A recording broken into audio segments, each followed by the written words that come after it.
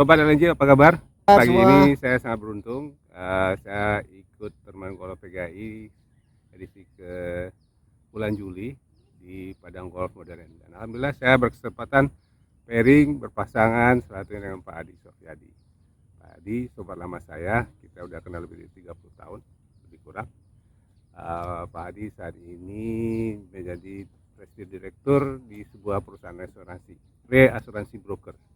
Beliau ini sudah berapa karirnya. Jadi kami ini sama pelaku industri asuransi, jadi sobat ini tahu bahwa industri asuransi itu saling terkait. Saya dari direct broker asuransi, saya perlu backup dari asuransi perlu backup reasuransi, dan itu perlu reinsurance broker. Perusahaannya apa Pak Adi? Ya, saya sekarang di PT Energi Mandiri Internasional. Kependekannya kita sebutnya Energi Reinsurance broker ya. Reinsurance broker, karena memang perusahaan itu kita fokus ke bisnis-bisnis yang berhubungan dengan bisnis energi atau energi ya.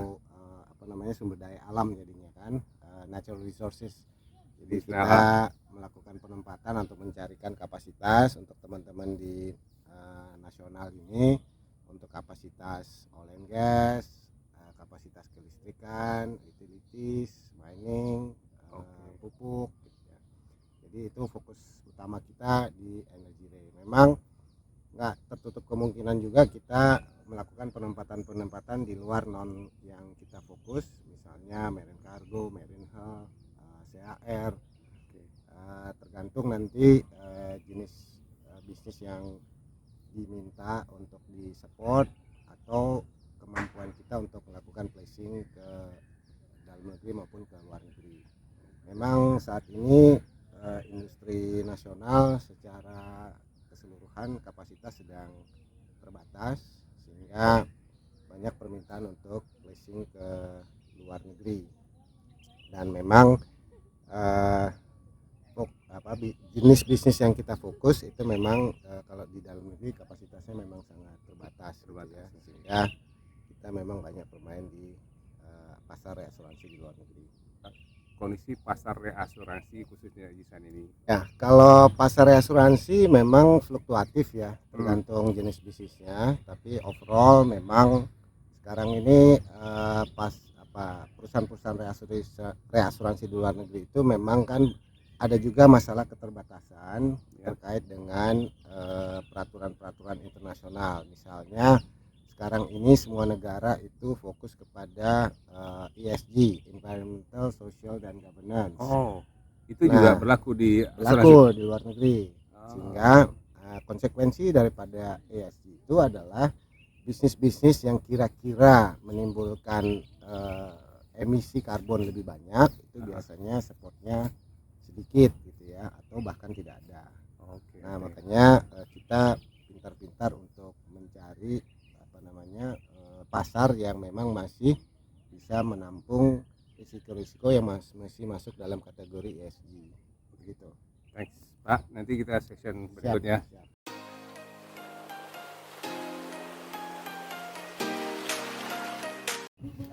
Oke, sobat LNG, kita lanjutkan obrol kita dengan Pak Adi Sofyadi. Pak Adi, kita tahu ya, istilah itu yang di dalam industri asuransi ini tidak ada satu orang pun di orang industri asuransi yang awalnya bercita-cita menjadi orang asuransi. Benar nggak tuh Pak Adi? Kalau boleh diceritakan dulu Pak Adi, sebelum di asuransi, keluarga, pendidikan di mana? Oke, jadi awalnya itu saya pendidikan akademis awalnya itu adalah teknik arsitektur. Arsitektur. Saya ambilnya urban design waktu itu. Di mana tuh? Karena ayah saya bekerja pada saat itu sebagai diplomat di Departemen Luar Negeri. Saya dapat kesempatan untuk sekolah di Kansas State University di Amerika.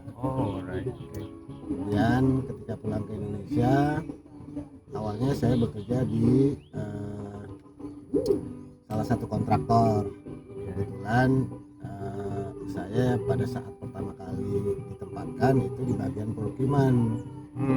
Nah, karena di bagian procurement akhirnya berkenalah lucu nih sama teman-teman asuransi kan. Ada pialang, ada agen, ada perusahaan asuransi gitu. Iya, iya. Akhirnya saya pikir-pikir, oh kayaknya enak gitu ya kerja Iya, iya. di industri asuransi. Lamalah saya ke industri asuransi. Iya. Pertama kali saya diterima di industri itu tahun 86, 86 ya. itu di PT Askrindo.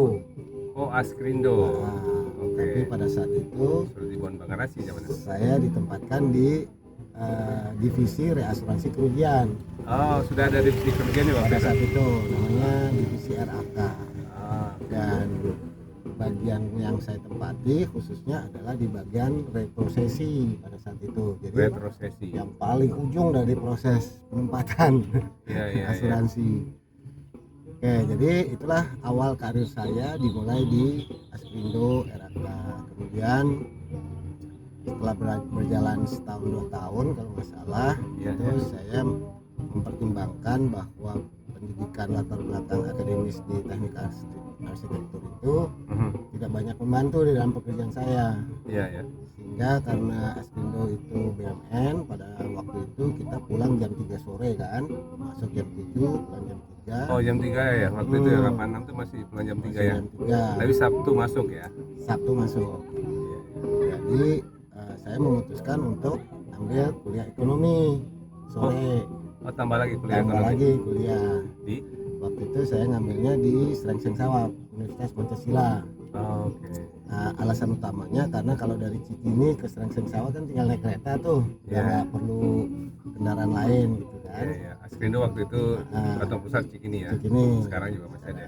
Nah, itulah sehingga saya setelah mendapatkan brevet ekonomi, kemudian karena di BUMN itu juga promosi itu menghitungnya secara senioritas gitu ya, akhirnya saya juga memutuskan untuk pindah dari Askrindo. Saya pindah ke Stako Jasa Pratama pada saat itu tahun 92.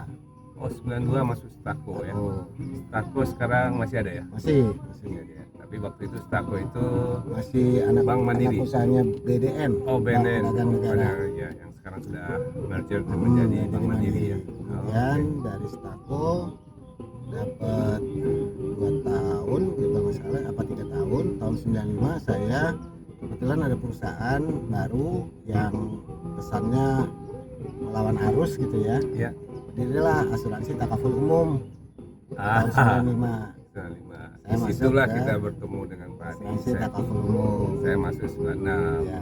Oke, ini sahabat kita sama Ya. Takaful ini. Ya, ya. Kemudian di takaful umum dapat 4 tahun, tahun 99 saya pindah ke joint venture Jardine Lloyd Thompson. Jadi lagi Thompson. Karena kebetulan waktu di takaful umum saya berkesempatan untuk mengelola bisnis yang berkaitan dengan oil and gas.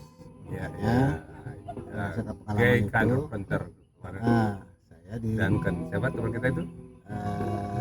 Duncan Iya. sama Richard. Richard. Ya, jadi waktu teman-teman sobat ini, jadi waktu Pak Hadi di Takaful masuk setahun, saya masuk tapi bukan sebagai pegawai umum. Kita bikin agensi mensupport Takaful, namanya Visi VBS. Bersama Serantau. Nanti kita Yes. bisa share lagi. Jadi kita ketemunya di sana. Ya, Pak.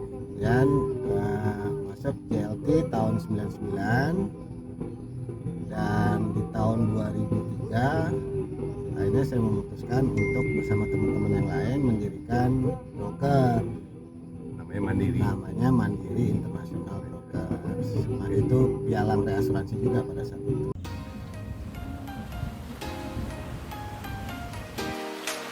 Oke Pak Di, kita lanjut lagi interview. Ini terakhir Bapak cerita tentang di JLT. Oke, boleh saya? Terakhir JLT. 99 saya masuk Jardine Lloyd Thompson. Baik. Pada saat itu saya diminta untuk bantuin Jardine Lloyd Thompson untuk mengelola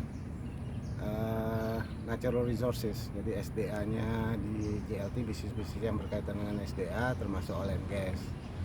Baik. Di JLT dapat 6 tahun, tahun 2003 2003-2022 itu saya memutuskan sama teman-teman untuk mendirikan PT Mandiri Re Internasional Mandiri di Alam International. Reasuransi pada saat itu.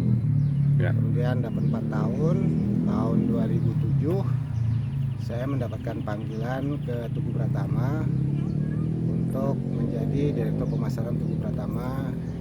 Masa Yes. bakti saya waktu itu 2007 sampai 2012. 2012 terakhir ya. Buat sobat RI tahu, Tugu Pratama adalah salah satu perusahaan asuransi terbesar di Indonesia.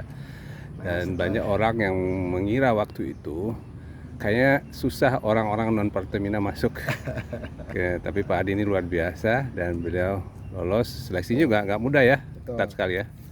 Yep. Nah, dari Tugu Pratama kemudian selesai di 2012, 1 tahun saya habiskan untuk menyelesaikan sertifikasi di Pialang, ada CIIB, ada asesor, ada kompetensi level 5, 6 dan 7. Sehingga tahun 2013 akhirnya kita memutuskan Mandiri Re berubah nama menjadi Energy Re.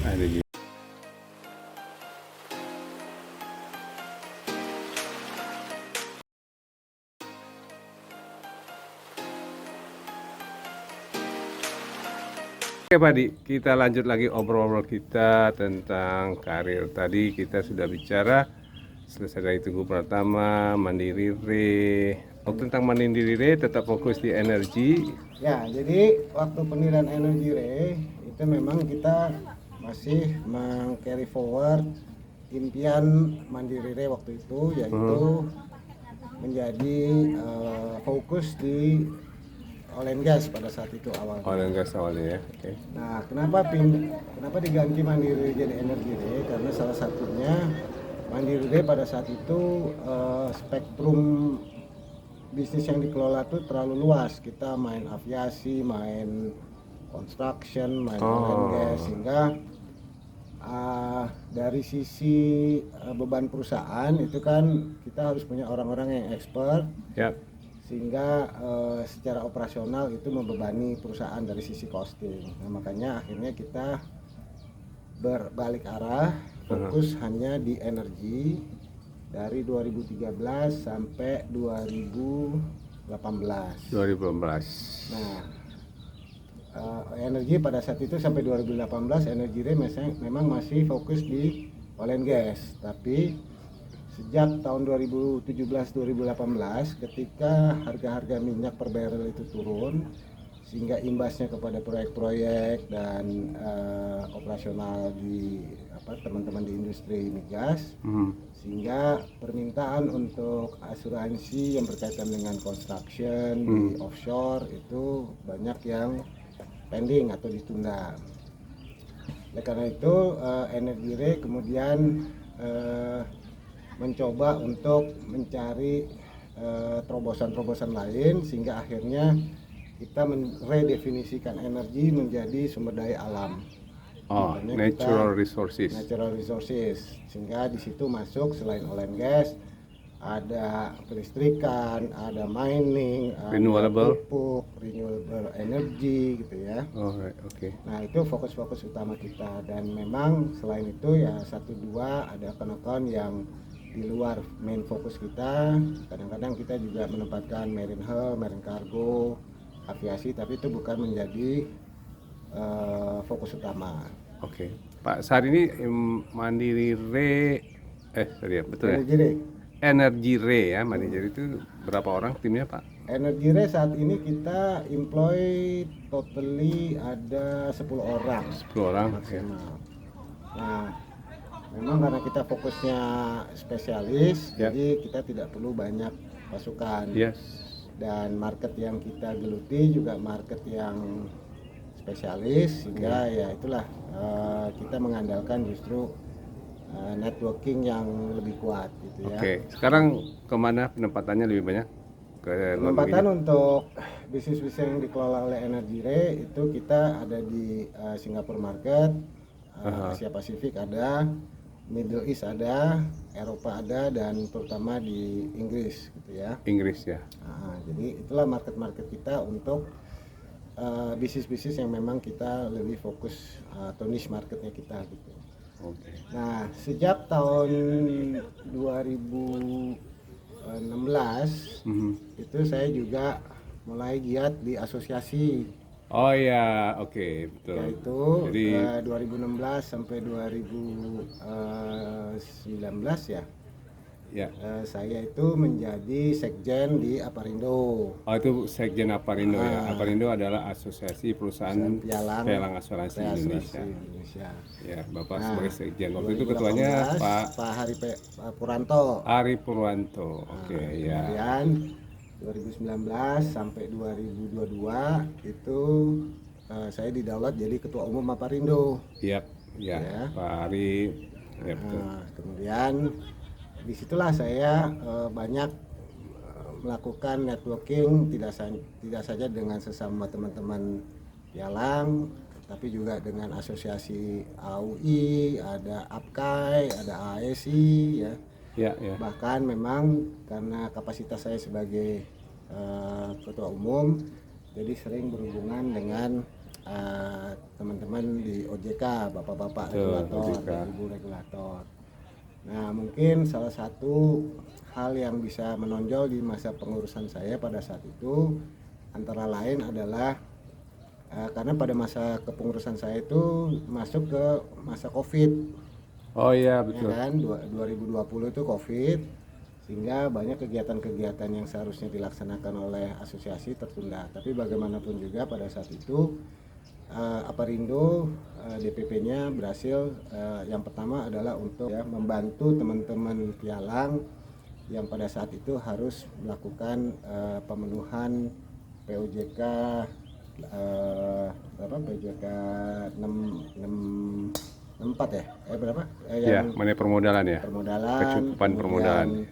Ya. Kompetensi, sertifikat, Ya. dan itu kan harus dipenuhi di bulan Desember tahun 2020 itu direksi harus sudah level 6 semuanya. Kemudian karena masih baru sehingga kita minta extension pemenuhannya dengan OJK. Kemudian salah satu juga yang patut juga menjadi milestones untuk pengurusan pada saat itu adalah Aparindo berhasil untuk membela kepentingan teman-teman dari sisi perpajakan. Ya. Perpajakan yang dikenakan untuk pialang itu adalah 20% dari rate-nya OJK, rate-nya pajak, karena kan PPN itu dikenakan 11%. Broker itu cuma dikenakan 20%-nya, jadi pajak kita untuk PPN cuma 2,2 pajak brokerage ya. Iya, ya. Nah, itu Ya, sangat membantu. hal yang yang patut dihargai oleh industri pialang terutama, karena memang di industri asuransi pialang itu mendapatkan perbedaan pengenaan pajak untuk brokerage-nya. Oke. Nah, di tahun 2023 kemarin, Energy Re salah satunya adalah pialang reasuransi nasional yang mendapatkan kepercayaan dari Sentral Asia untuk menempatkan aset PLN dengan share yang lumayan besar, yaitu 25% dari total aset yang ditempatkan. Nah, kita makanya sekarang banyak berkiprah di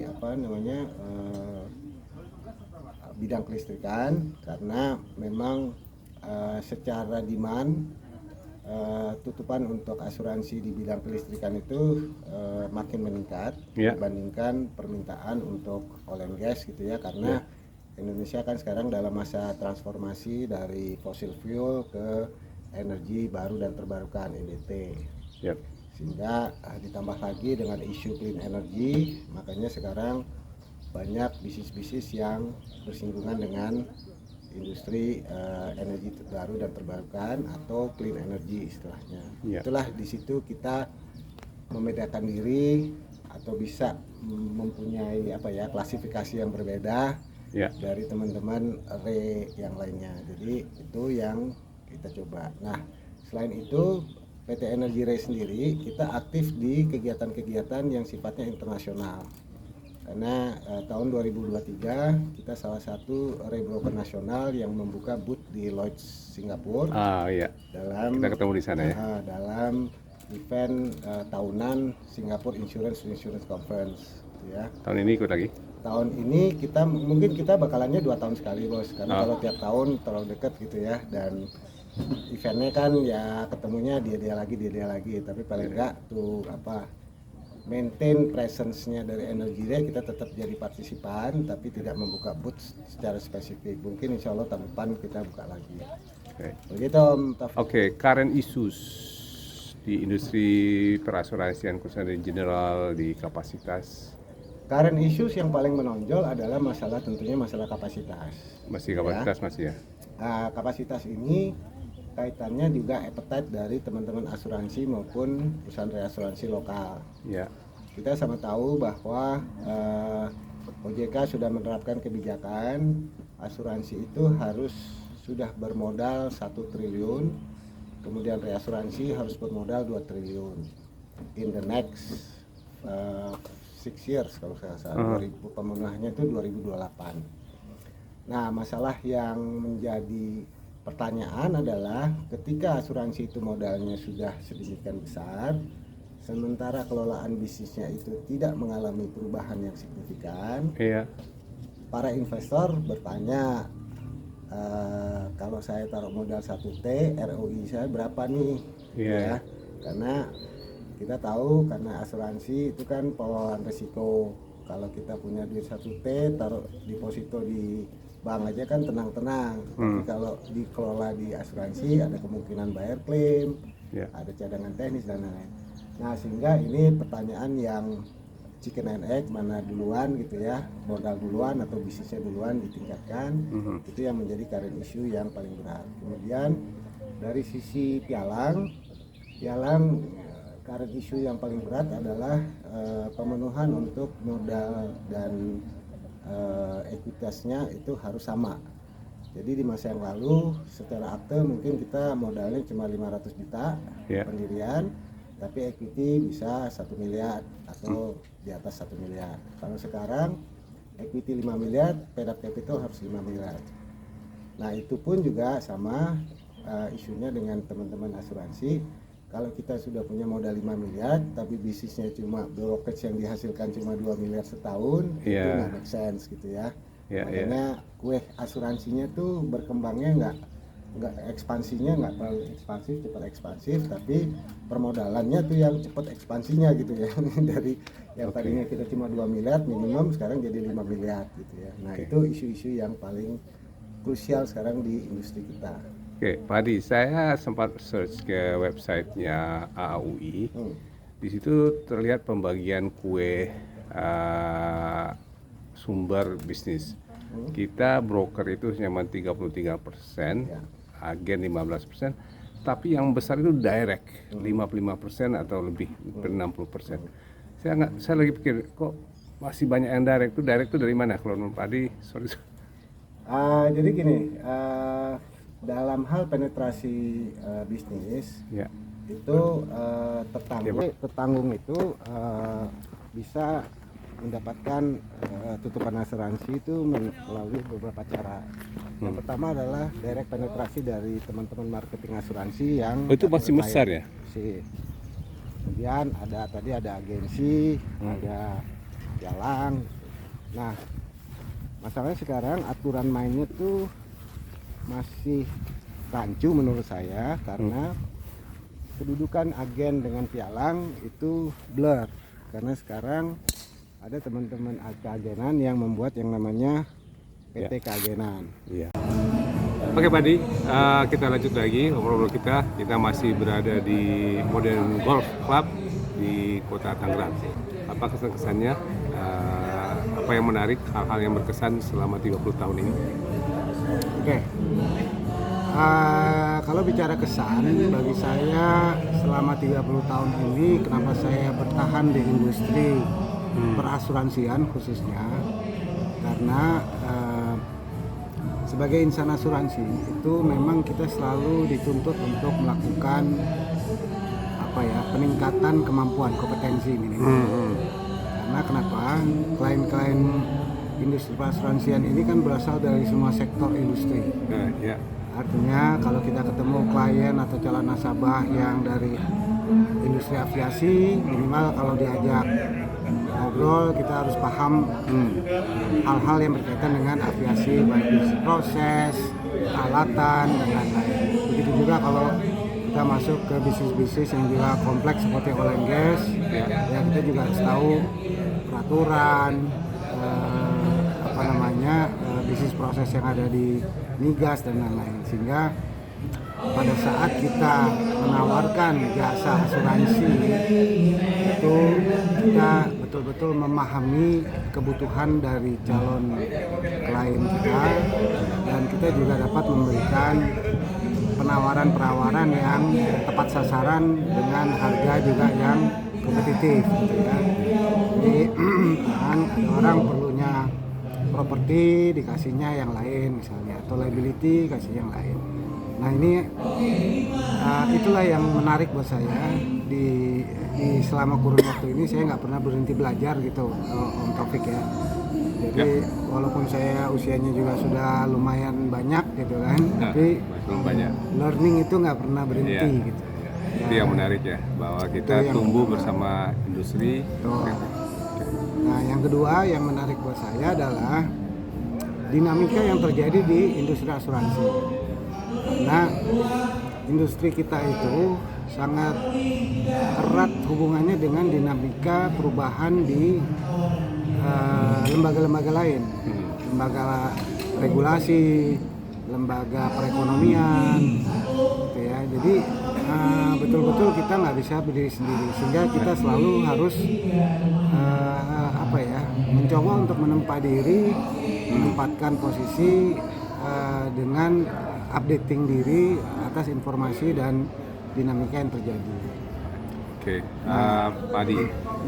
Oke, harapan kedepannya, terutama di Energy Re, terus juga tentang menurut Pak Adi arah ke depan industri asuransi kita ini akan seperti apa? Pertumbuhannya, persaingannya, atau ya. Bagi saya sekarang kita sudah memasuki era yang kalau boleh dibilang quantum leap banget gitu ya. Karena apa? Yang tadinya kita anggap itu nggak mungkin terjadi, sekarang sangat mungkin terjadi. Misalnya nasabah tadinya itu waktu saya belajar pialang itu biasanya adalah selain jasa penempatan asuransi maupun reasuransi, juga sebagai konsultan. Nah dengan sekarang kemajuan teknologi, ada IT, ada apalagi dengan AI, bisnis digitalisasi semakin mengancam keberadaan pialang gitu ya. Memang pada dasarnya bisnis asuransi itu kan people's business. Jadi tidak selamanya semuanya bisa diservis dengan sistem gitu ya. Tapi memang kedekatan seseorang, memahami kebutuhan, hal-hal ini yang salah satu yang menjadi daya tarik. Makanya harapan saya ke depan itu sebenarnya industri kita ini masih bisa bertahan dengan catatan kita bisa memberikan sesuatu yang berbeda kepada klien-klien kita. Berbeda dalam pengertian jangan kita cepat berpuas diri kita dalam satu bidang saja gitu ya. Terus kemampuannya ya cuma itu aja. Begitu situasi ekonomi berubah, situasi politik berubah, situasi regulasinya juga berubah, kita udah langsung ketinggalan zaman gitu. Nah makanya bagi rekan-rekan yang masih berkecimpung di asuransi itu ya memang punya kewajiban terhadap dirinya sendiri untuk meningkatkan. Itu yang pertama. Yang kedua,